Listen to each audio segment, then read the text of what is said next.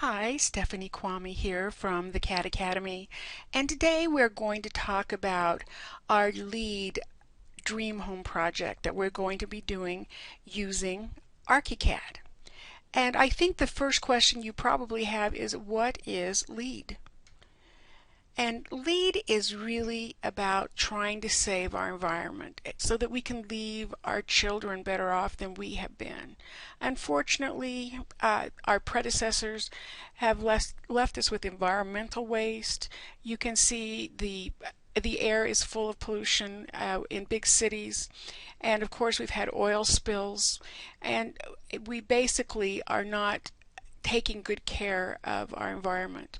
And a couple of people in 1996 thought they should do something about it. And I think this is great because it shows you that two people could start an international movement, because that's what happened. It turned into an international movement. So it doesn't take many people to make change in this world. But they did a council called the U.S. Green Council. And green really refers to something that saves energy, that is well insulated, and reusing of materials. So that's basically what that's all about. And then the council established a rating system called LEED, or Leadership in Energy and Environmental Design, for implementing these wonderful choices. And they came up with the rating system so something could be certified by getting 40 to 49 points, and platinum by getting 80 points or above. And basically it breaks down into 8 categories. And so we're going to learn a little bit about LEED. The first category is ID, and it stands for Innovation and Design, and it's worth up to 11 points. And with innovation and design, a person would have to come up with something very extremely creative, over, above, and beyond, or perhaps a new innovative idea for saving energy or making sure we don't pollute. I am going to talk a little bit about these little houses here. These are Earthship houses that are just outside of Taos, New Mexico. And years ago, people got together and they decided they wanted to not have to plug into the power grid, that they wanted to be self-sustaining, and they started a community, and they literally call them Earthships. And if you drive in that area, they look so strange that they kind of look like little spaceships on Earth. But they get power from solar power or turbine power, and they collect rainwater, bring it in. And so that would be they are, you have to give it to them for being green and sustainable. It's interesting buildings. And when you design something for a LEED, it doesn't necessarily have to be real large. You can design something where you can actually enjoy the outdoors. So a smaller building on a larger site would give you more room to enjoy what's already on that site. I love that little building with the carport. Of course, it would be like a very efficient either gasoline, or it could be an electrical car with that small innovative house, and that's really cool. So you can do something like that. I have a fireplace there because I think always a house should have a fireplace. I lived in Denver during a blizzard, and that's when I really decided we are victims of our own technology. Without power, store doors don't open, you don't have anything to keep things cool or hot, and you can't heat yourself up in a house when it's freezing below zero outside, and you also can't cook anything. So that's why a fireplace would always allow you to do both. So every house I have will always have a fireplace in it. LL is for location and linkage, and it's worth 10 points. It's placement of homes in a socially and environmentally responsible ways in relationship to the larger community. We have too many subdivisions, like the picture on the lower left, where the houses are just packed one on top of another. You really can't even see any trees in there, and there's no open green spaces for people to enjoy. And the middle picture is Central Park, which was designed in 1857. The city planners thought ahead enough to decide, well, these people that live in Manhattan are going to need something really nice here, so let's do this park. And you can see there's buildings right up to the edge, just massive amount of people right up to the edge of the park, and then they have this beautiful park to enjoy. And so that was a environmentally responsible thing for them to do back in 1857. Also, placement of your building on site and letting the endemic or the plants that are that grow there naturally be part of your landscape is a great idea as well. SS stands for sustainable sites, and you can get up to 22 points for that. Sustainable landscapes balance the needs of people and the environment and benefit both.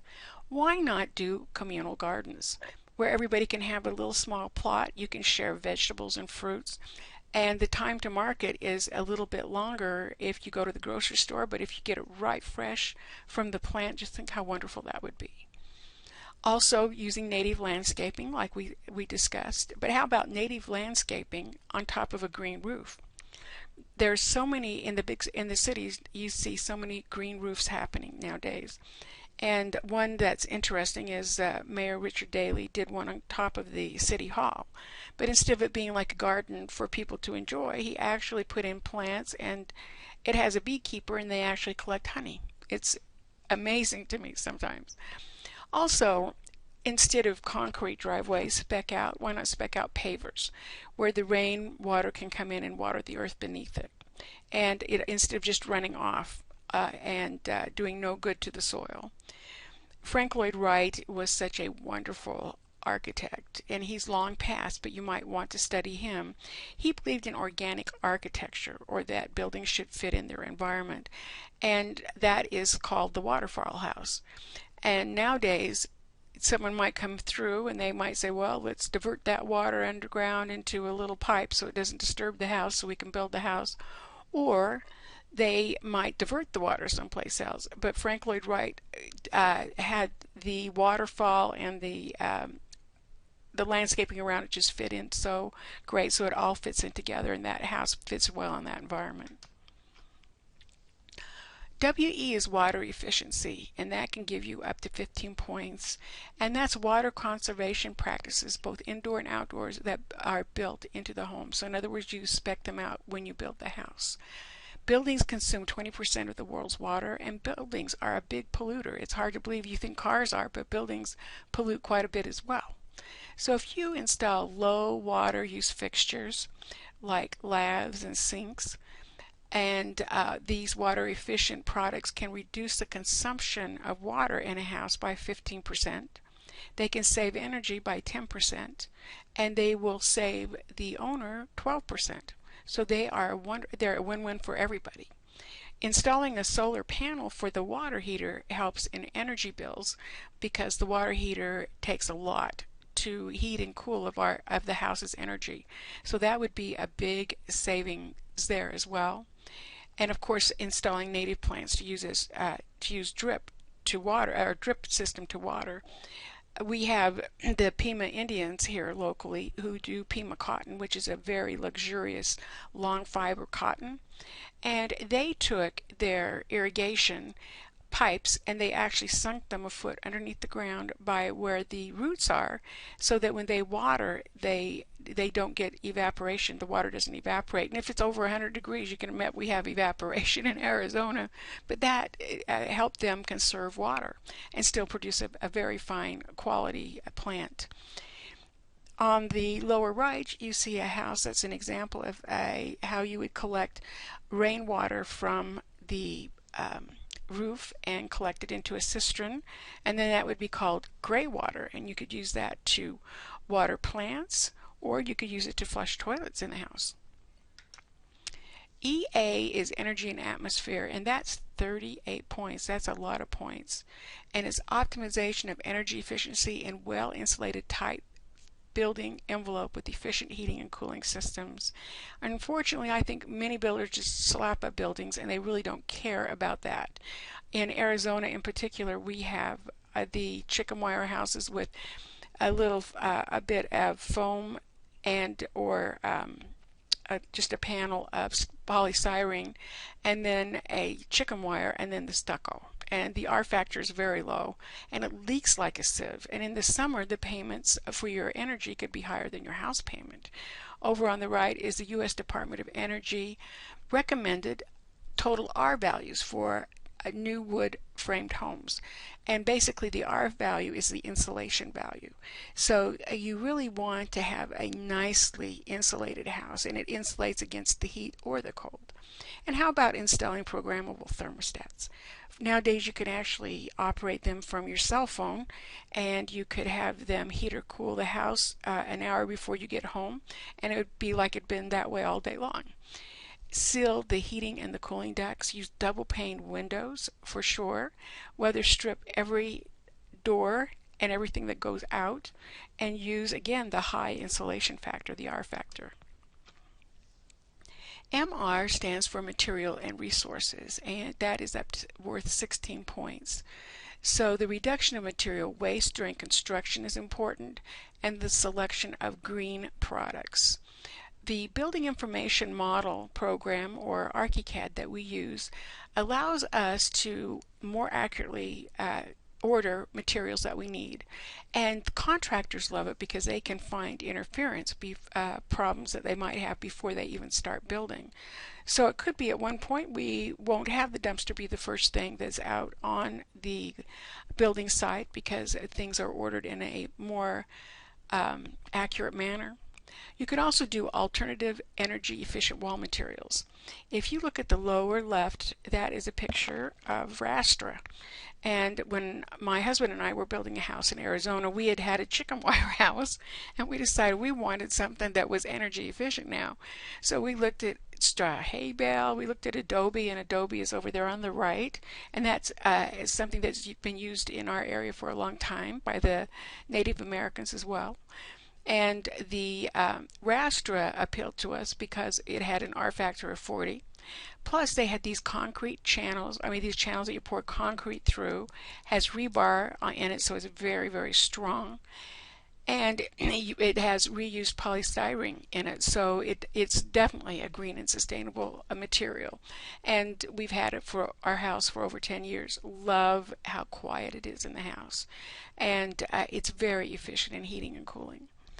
And don't forget that paints are very toxic. Even after they dry, they can emit toxins. So be sure and spec out non-toxic paints. Carpet, and especially carpet padding, can emit toxins as well. And this is a place where you can get reused materials, because they, even out of like denim or something like that, you can get carpets and materials made from recycled or reused materials. IEQ is indoor air quality, and that is worth 21 points. And that's the improvement of air quality by reducing air pollution with Energy Star appliances, installation methods, and ventilation measures. And Energy Star is not only on appliances, but it's on windows and on anything that helps conserve energy. And so that's definitely something to look for.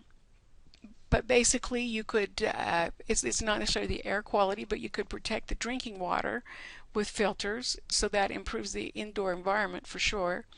Use air filters to remove toxins from the air. And if you're doing like a remodel job, you want to check for, believe it or not, houses with formaldehyde, that emit formaldehyde, carbon monoxide, mold, and mildew. They would be called a sick house, and believe it or not, there are houses out there that are sick houses, and so we definitely want to make sure we don't have a sick house.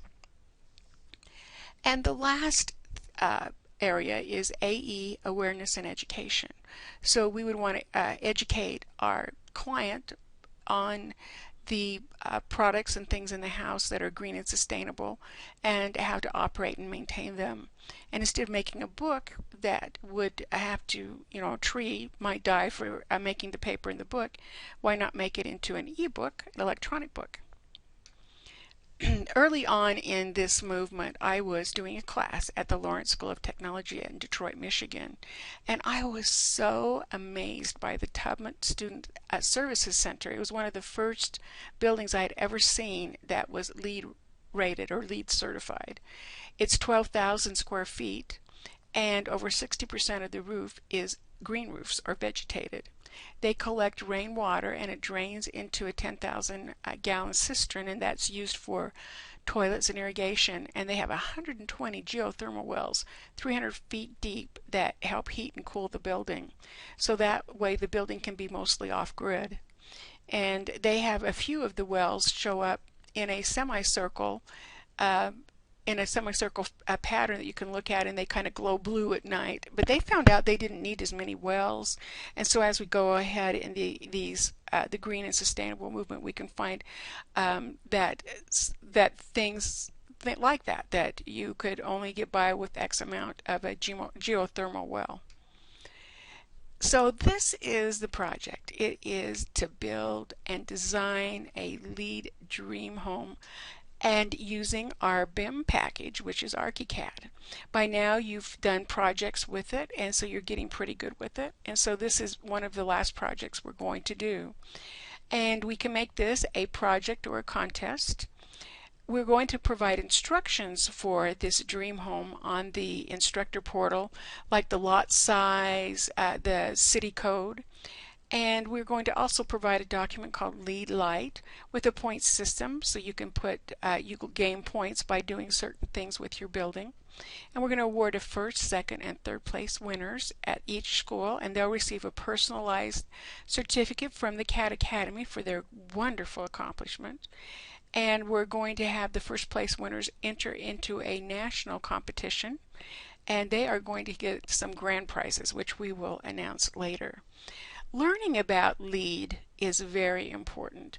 Right now, most architectural firms, and especially the large ones, have at least one certified LEED expert on staff, and that means that person studied and took a test, and he's very knowledgeable about LEED, because customers do care, just like you care about our environment and saving our environment for our children. So that's what we're up to. That's the project, and we'll get out a little bit more information on that as we go. And thank you for listening.